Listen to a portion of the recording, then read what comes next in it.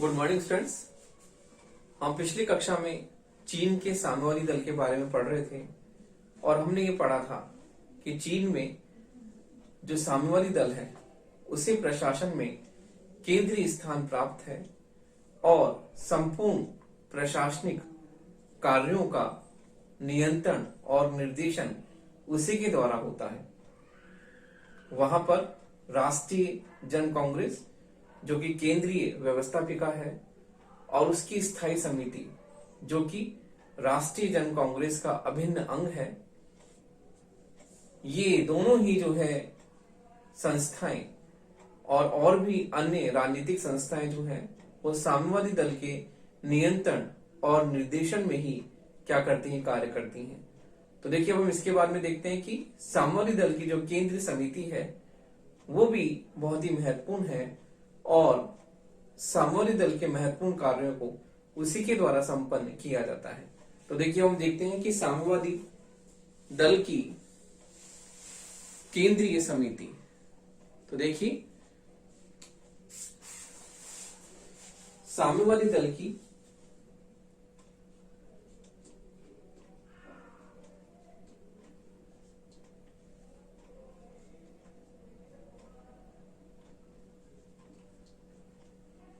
केंद्रीय समिति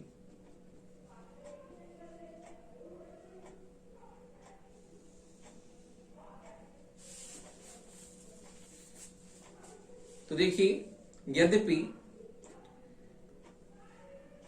दलीय संविधान के अनुसार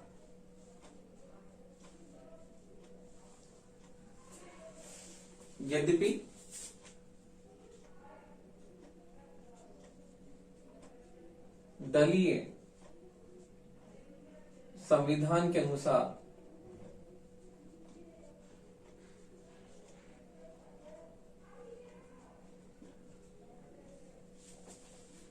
राष्ट्रीय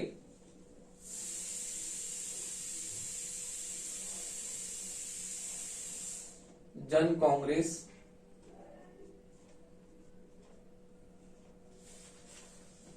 अनुसार राष्ट्रीय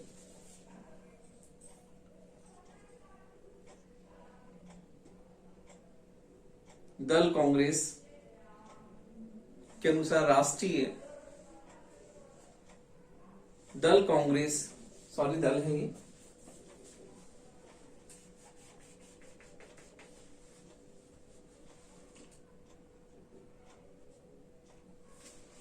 दल कांग्रेस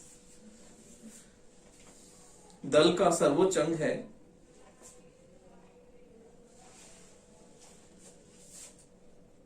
दल का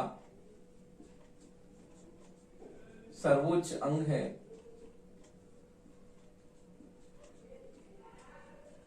और उसकी और दल की नीतियों निर्णयों और दल की नीतियों निर्णयों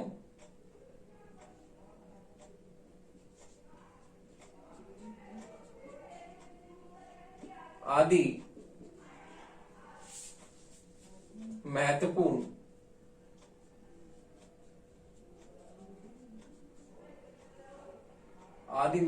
फैसले लेने का उसका अंतिम अधिकार है, उसका अंतिम अधिकार है।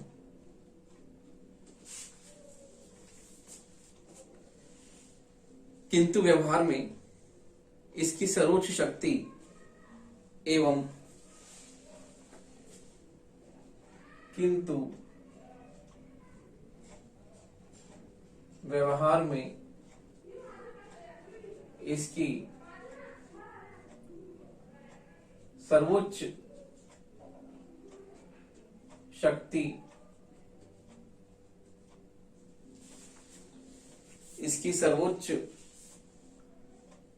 शक्ति एवं अधिकार का प्रयोग।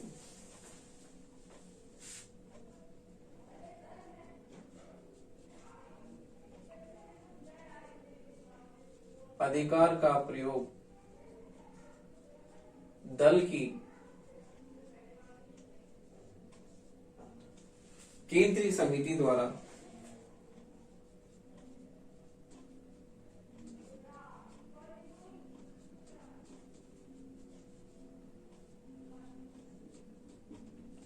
लिया जाता है।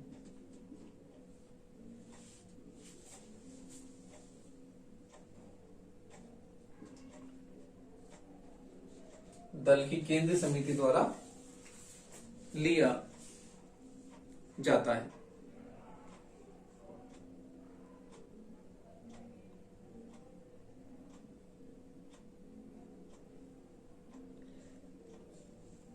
तो देखिए, दलीय संविधान के अनुसार केंद्रीय समिति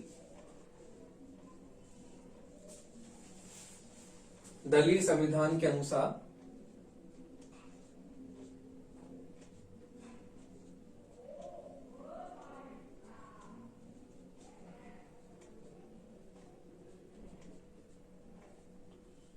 दल की केंद्रीय समिति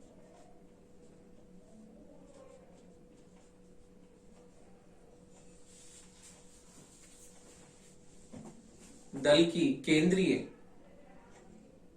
समिति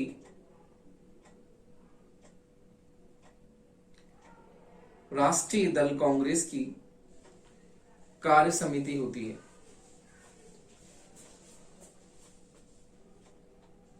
राष्ट्रीय दल कांग्रेस की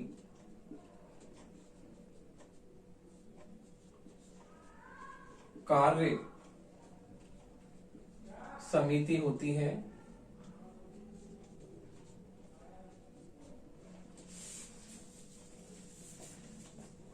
कार्य समिति होती है जिसके सदस्यों का निर्वाचन या मनोनयन जिसके सदस्यों का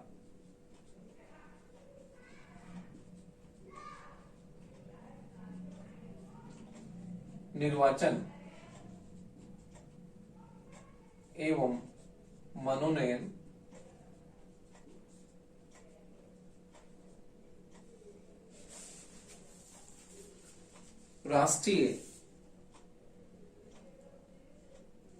स्वयं राष्ट्रीय दल कांग्रेस द्वारा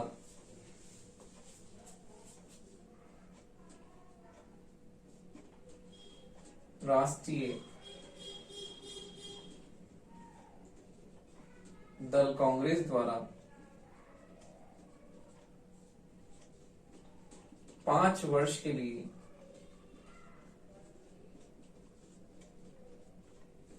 किया जाता है। के लिए किया जाता है।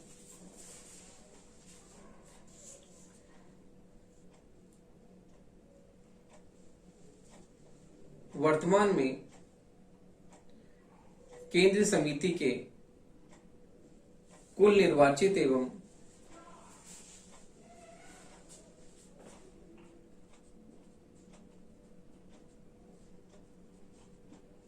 केंद्रीय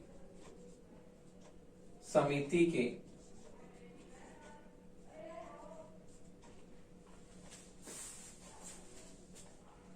कुल निर्वाचित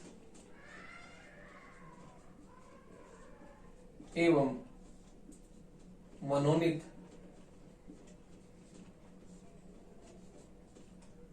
सदस्यों की संख्या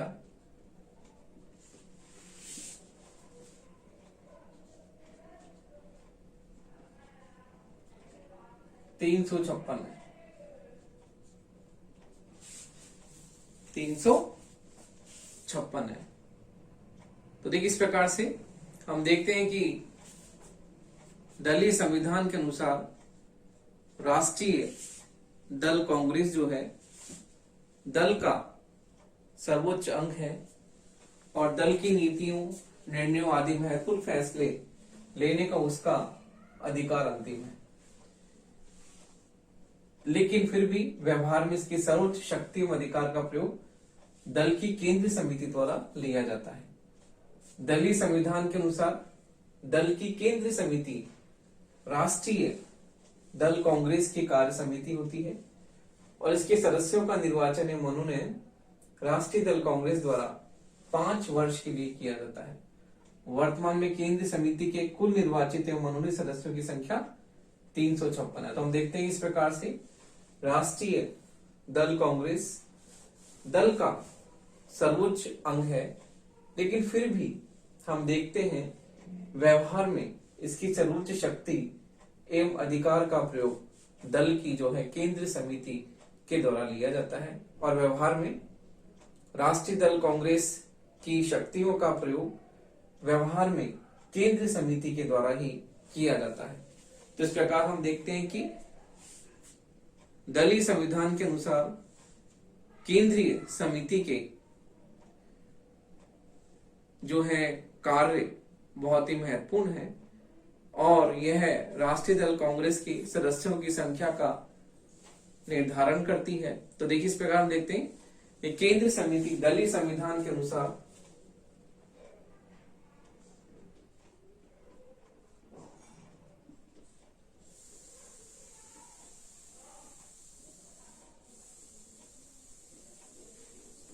केंद्रीय समिति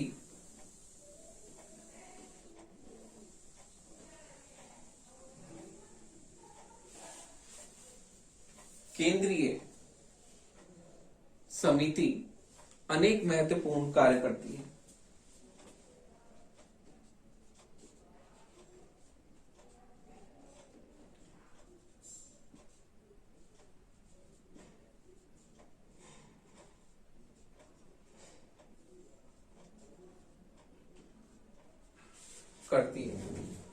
पहला है यह राष्ट्रीय दल कांग्रेस के सदस्यों की संख्या का निर्धारण करती है।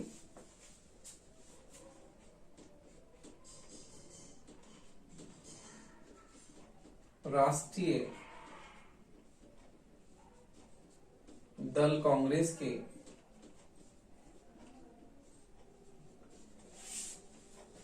सदस्यों की संख्या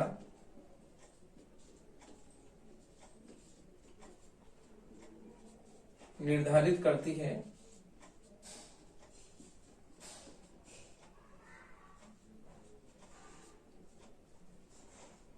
तथा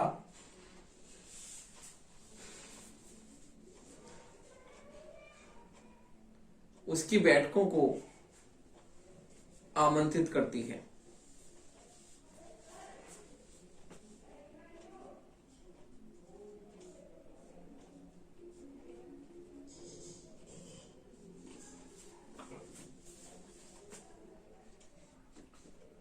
आमंत्रित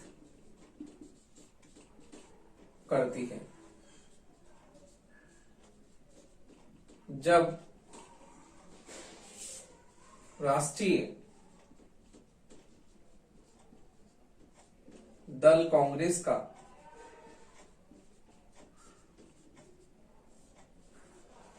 अधिवेशन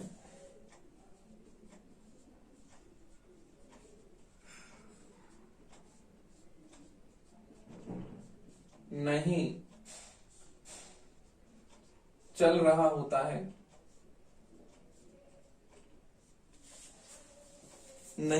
होता है, तो उसकी समस्त शक्तियों का प्रयोग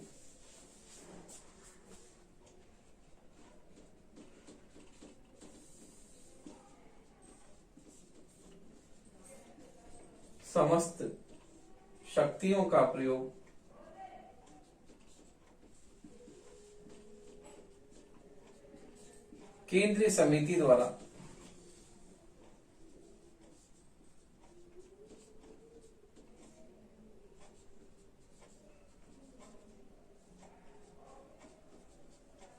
किया जाता है।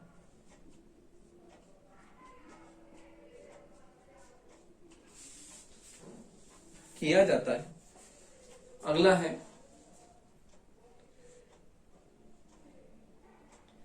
यह दल की नीति एवं निर्णयों को लागू कराती है। यह दल की नीतियों एवं निर्णयों को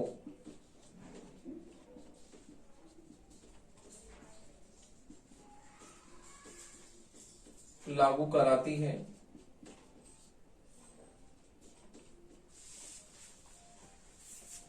अगला है, यह राष्ट्रीय दल कांग्रेस की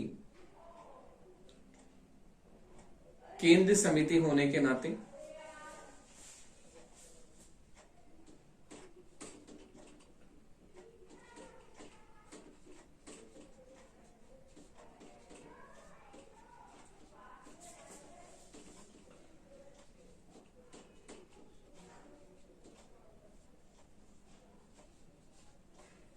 केंद्रीय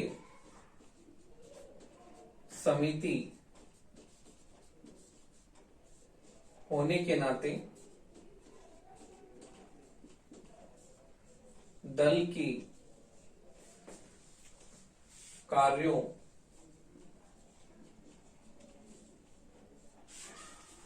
होने के नाते दल के कार्यों का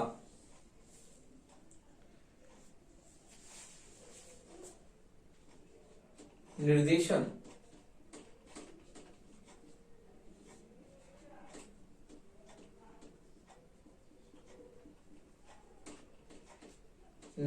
एवं नियंत्रण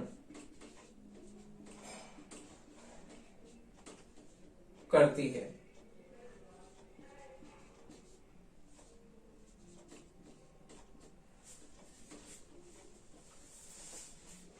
तो देखिए, इस प्रकार से राष्ट्रीय दल कांग्रेस की जो केंद्रीय समिति है वो महत्वपूर्ण कई कार्य करती है। तो हम देखते हैं कि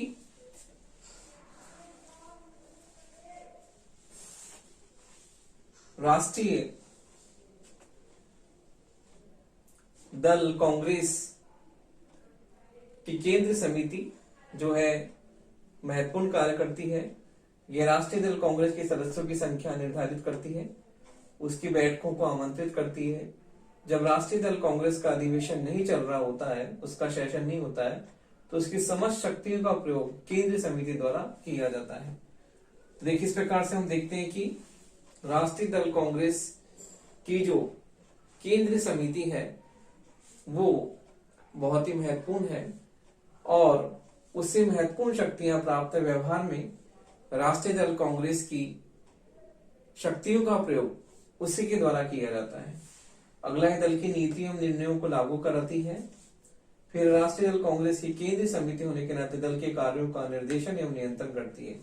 तो इस प्रकार से राष्ट्रीय दल कांग्रेस की केंद्रीय समिति जो है दल के कार्यों, नीतियों का निर्देशन एवं नियंत्रण इसी के द्वारा किया जाता है।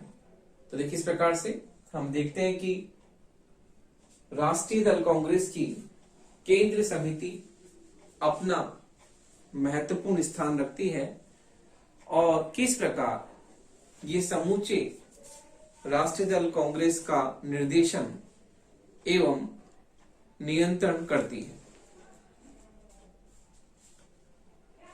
तो देखिए, इस प्रकार से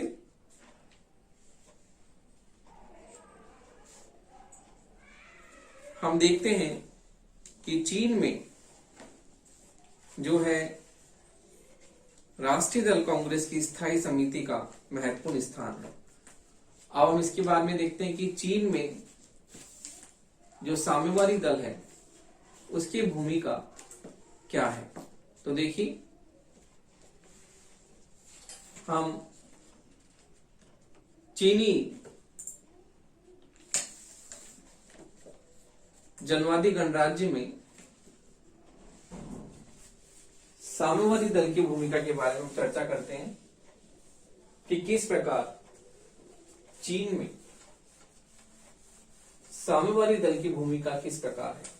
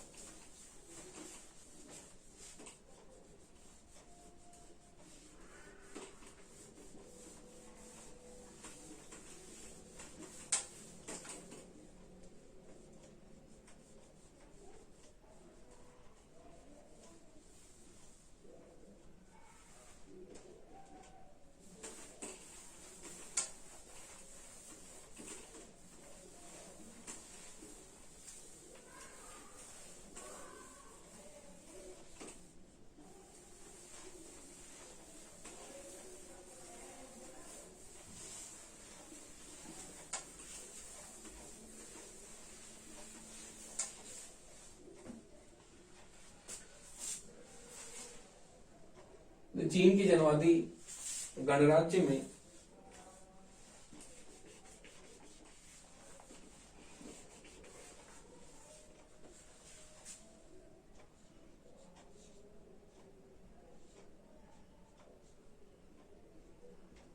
साम्यवादी दल की भूमिका।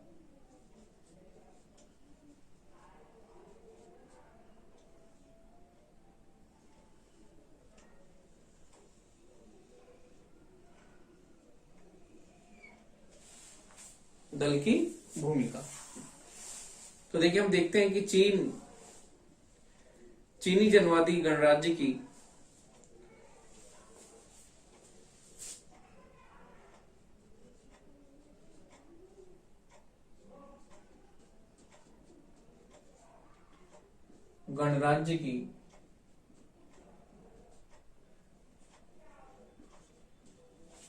समाजवादी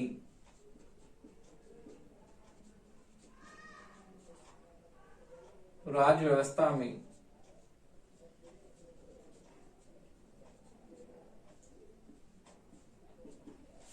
साम्यवादी दल की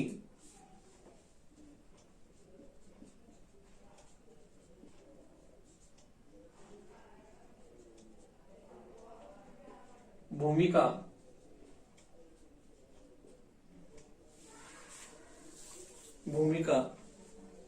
अत्यंत व्यापक एवं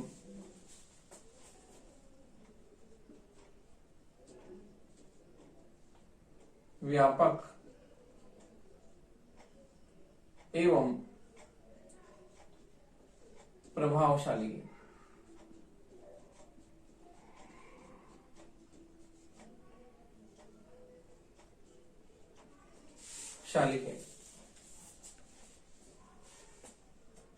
साम्यवादी दल चीन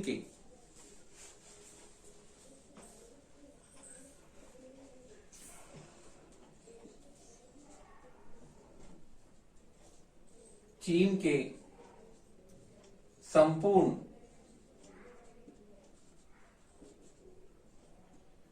प्रशासनिक तंत्र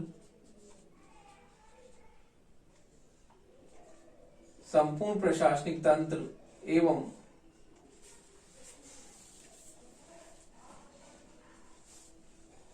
सामाजिक जीवन के सभी पक्षों में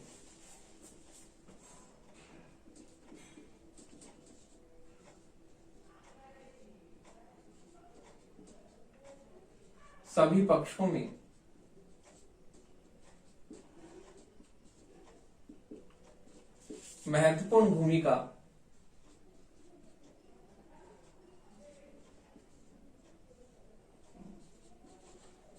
निभाता है।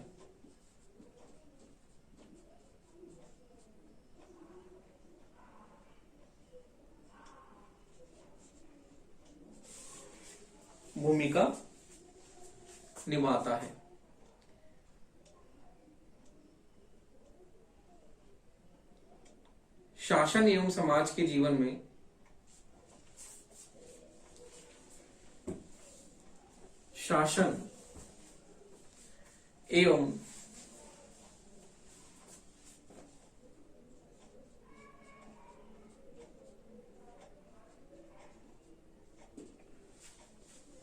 समाज के जीवन में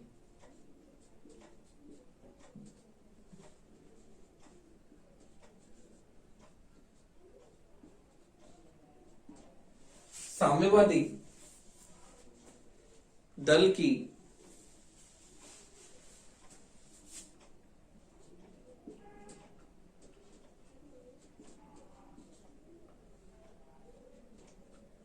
साम्यवादी दल को असीमित एवं निर्बाध शक्तियां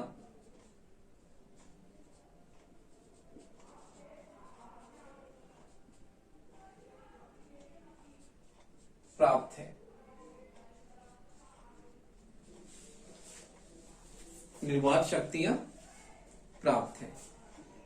तो देखिए, इस प्रकार से हम देखते हैं कि चीन में एक दलीय व्यवस्था है और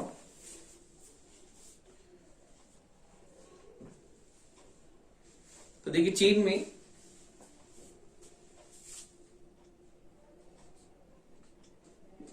एक दलीय शासन व्यवस्था है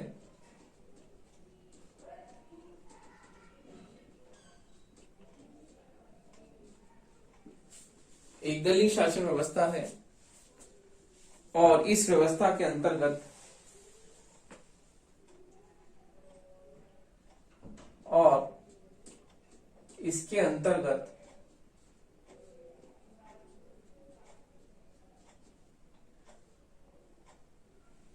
अंतर्गत एकमात्र दल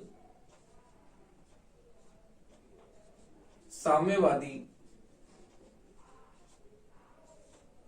दल है।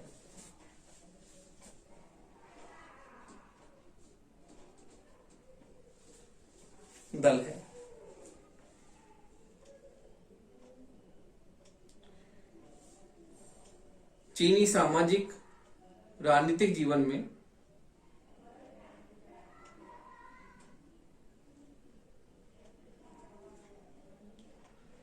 चीनी सामाजिक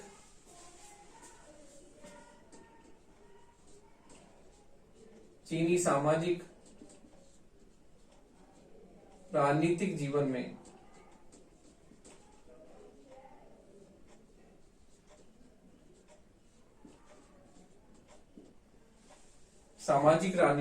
में साम्यवादी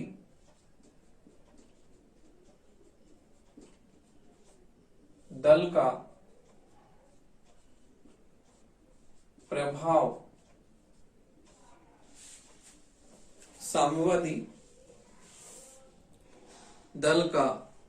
प्रभाव एवं नेतृत्व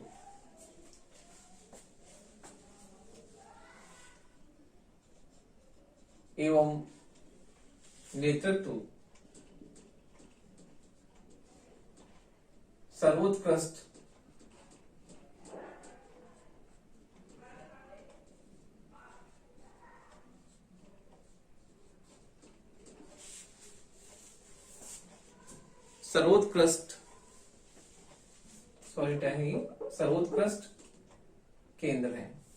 तो देखिए इस प्रकार से हम देखते हैं कि चीन में जो साम्यवादी दल है वो एकमात्र दल है और चीन में एकमात्र दलीय व्यवस्था वर्तमान में व्याप्त है। तो हम देखते हैं कि चीन में समाजवादी राज व्यवस्था, इसमें साम्यवादी दल की भूमिका अत्यंत व्यापक एवं प्रभावशाली है। साम्यवादी दल चीन के संपूर्ण प्रशासनिक तंत्र एवं सामाजिक जीवन के पक्षों में महत्वपूर्ण भूमिका निभाता है। इसे शासन में और समाज के जीवन में असीमित एवं निर्वाह शक्तियां प्राप्त है। चीन में एक दलीय शासन व्यवस्था, इसके अंतर्गत एकमात्र दल साम्यवादी दल है। तो हम देखते हैं इस प्रकार चीन के सामाजिक, राजनीतिक, प्रशासनिक जीवन में साम्यवादी दल का प्रभाव एवं नेतृत्व सर्वोत्कृष्ट केंद्र है। तो इस प्रकार हम देखते हैं कि चीन में एक दलीय व्यवस्था है और एक दलीय व्यवस्था होने के कारण एकमात्र दल साम्यवादी दल है। तो हम चीन के सामाजिक, राजनीतिक और प्रशासनिक जीवन में यानी जीवन के सभी क्षेत्रों में हम देखते हैं कि साम्यवादी दल को महत्वपूर्ण अधिकार, शक्तियां और उसे कार्य प्राप्त है। तो इस प्रकार हम देखते हैं कि चीन के संपूर्ण प्रशासनिक, सामाजिक, राजनीतिक यानी जीवन के सभी पहलुओं में साम्यवादी दल का बहुत ही महत्वपूर्ण प्रभाव है।